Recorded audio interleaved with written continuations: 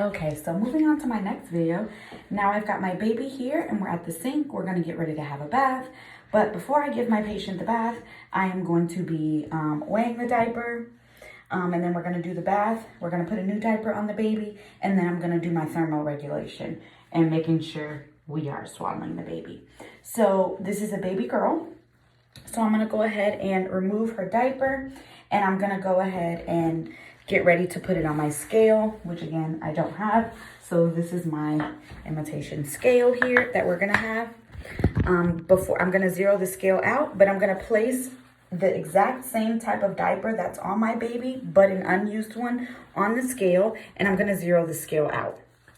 So now that I've zeroed the scale out, now I can go ahead and take my baby's diaper off, and I'm going to place it on the scale so that I can have a measurement of my baby's I's and O's. Okay, so I'm gonna take the scale and I'm gonna take my baby's diaper, and I'm gonna place it on the scale. And I got 68 grams, which converts to 68 milliliters. So I'm gonna chart in my patient's I's and O's that there was 68 milliliters of output. Then I'm gonna keep the new diaper there and get ready to give my baby the bath. So I know that when I'm giving my baby a bath, that I'm gonna start with her head first.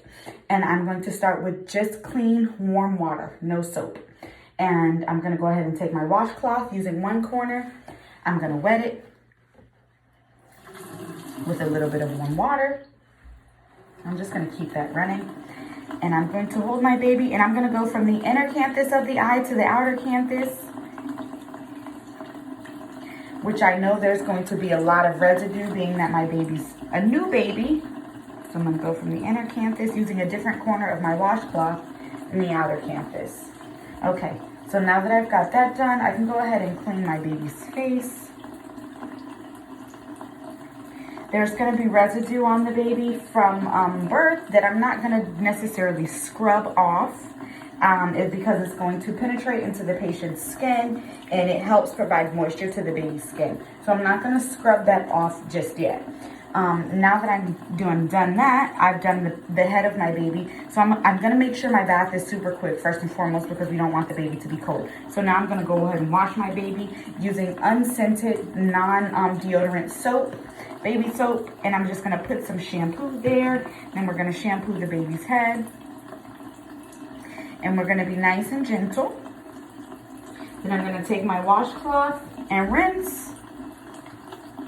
And rinse. Okay.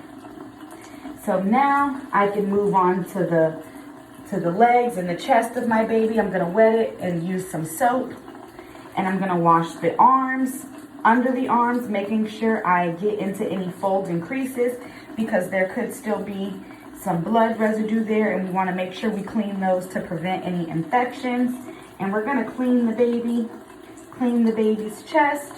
We're going to clean the baby's legs. And we're making sure we're doing this pretty fast. And I'm also showing my mom how I'm going to be giving the baby a bath, how they would give the baby a bath, and also letting them know that babies should only be bathed about every 2 to 3 days, and we only want to give them little sponge baths. Now, same thing would apply when I'm cleaning the perineum of my baby. I'm going to clean the back first.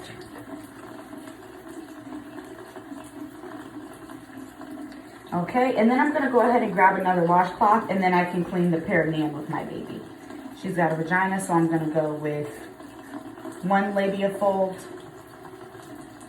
around, and down the middle. Okay, and then the perineum and the rectum here. Okay, and I can dispose of that. Now I'm gonna go ahead and dry my baby.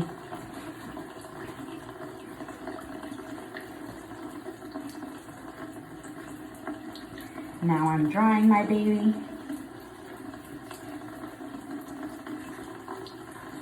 Okay.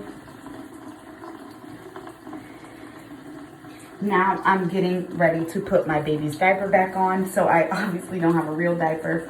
So I'm going to, this is my diaper here, place this diaper. Now when I'm putting the diaper on my baby, I'm being very mindful of where the umbilical cord has been cut. And I'm not, oops, I ripped my diaper. I'm not going to put it over it. It's going to go under. So I'm going to fold it down and then over.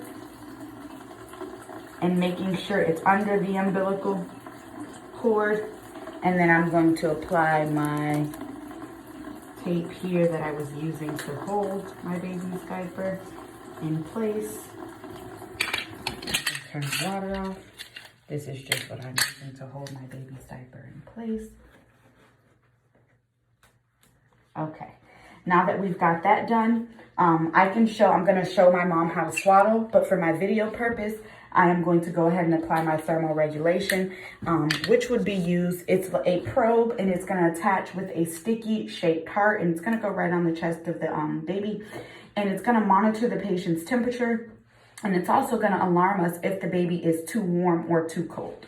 So we're just going to apply this there.